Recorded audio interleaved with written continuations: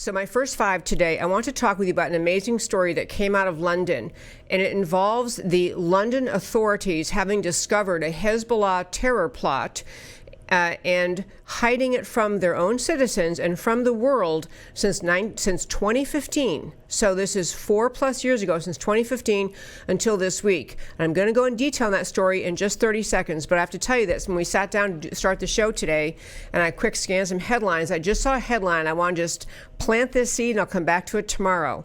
There was testimony apparently in Congress. There was the head of DHS, the Department of Homeland Security, testified in Congress about the percentage of asylum seekers who come across the border.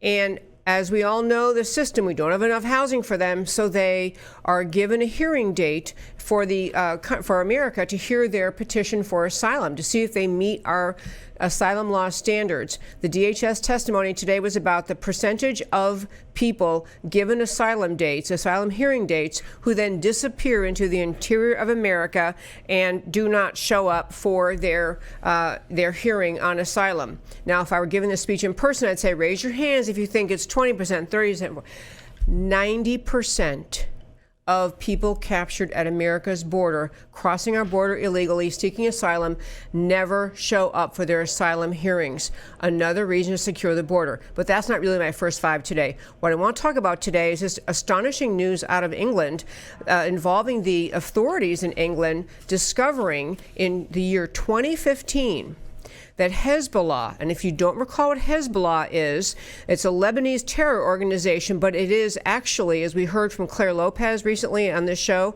Hezbollah is funded by the country of Iran. It is an Iranian terror group. It's an Islamic jihadist group funded by Iran. Hezbollah in England in 2015, it turned out terrorists linked to Hezbollah were stockpiling bomb-making ingredients in England, including 3 tons of ammonium nitrate. When that huge, giant explosion we saw in America at the Oklahoma City bombing was with essentially 2 tons. So this is a bigger compilation, a collection of bomb materials than we had at the Oklahoma City bombing. But the story isn't really that Hezbollah or any Islamic organization was planning a terror attack. That's not even news. It's kind of almost become ho-hum. What's news is that the authorities in England decided to withhold that information from their own citizens.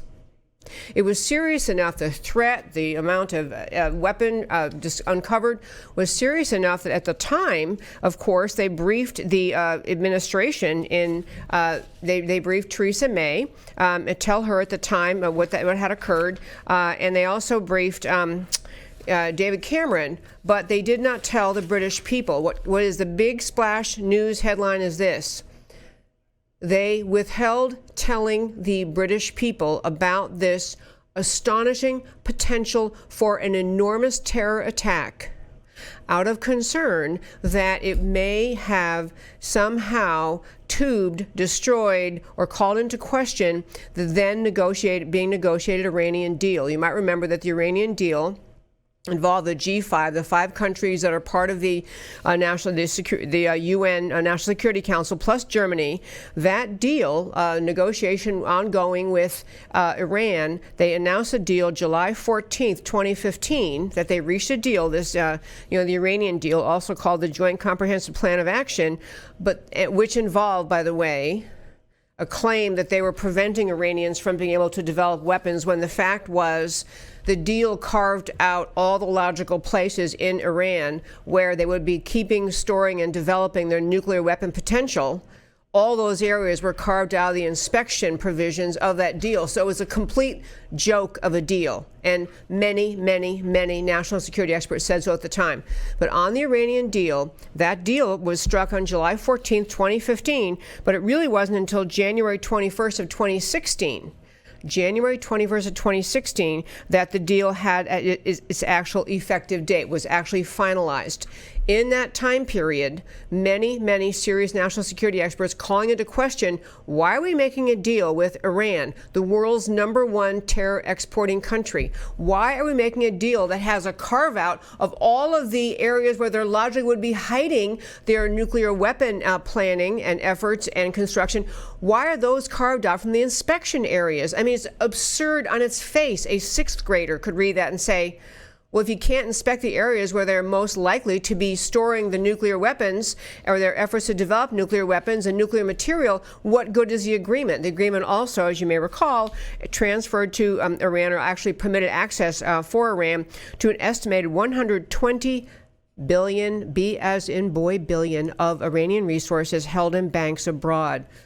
So the British people were not told about this discovery by MI6 and others in the British administration of this Hezbollah massive stockpiling of dangerous weapons, because maybe the British people might have spoken up and said, what the heck are we doing signing on to the Iranian deal? News came out today. My last points in today's first five are these. This notion that the British government thought it best not to let its own people be aware of a threat in their homeland on the part of Hezbollah, because they wanted to be sure to preserve this ridiculous Iranian deal, which, by the way, now the U.S. has withdrawn from, and so we're back into dealing with reality, which is Iran doesn't comply with it. Wasn't complying when we had the deal in place, never intended to comply, always wants to be developing nuclear weapons. In fact, many people think they probably pretty much have all that capacity anyway.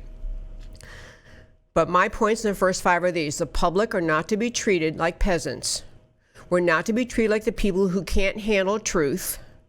And even though it was the British, that same mindset carries through in many ruling elite people in this world, including in America, that we don't really need to know these bad things, because otherwise we might get upset, we might be unfair, we might become biased or concerned about Islamic terrorism, we might do or say things that might upset people. This is not the role or the right of a government or the investigating authorities, once they have the information, to decide that we aren't going to go ahead and we're not going to let the public know this. So they didn't have prosecutions by this. Oh, by the way, because of this need to protect the public from knowing the truth, there weren't prosecutions.